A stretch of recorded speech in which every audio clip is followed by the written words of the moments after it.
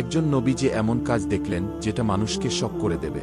হজরত মুসা আলাইহিস সালাতু ওয়াসালাম একবার আল্লাহর কাছে বললেন, হে আল্লাহ, আমি এমন কাউকে পেতে চাই যে আমার চেয়ে বেশি জ্ঞানী।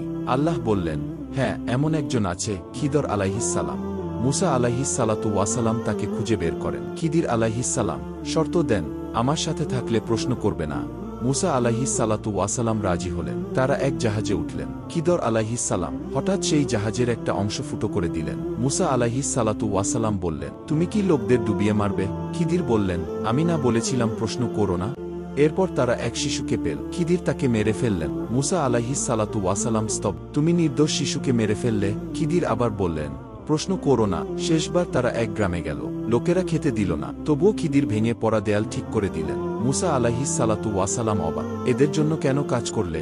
এরপর তিনি সব ব্যাখ্যা দিল। জাহাজ ফুটো করা হয়েছিল যেন জালিম রাজা সেটি দখল না করে। শিশুটি বড় হয়ে জুলুম করত, তার বাবা মা কষ্ট পেত। দেয়াল ঠিক করা হলো কারণ এর নিচে এতিমদের ধন ছিল, যাতে ওরা বড় হলে সেটা। আল্লাহর হিকমত সবকিছুর উপরে। আমরা সব বুঝি না, কিন্তু আল্লাহ সব জান। আল্লাহর পরিকল্পনা রহস্যময়, কিন্তু সবসময় সর্বোত্তম।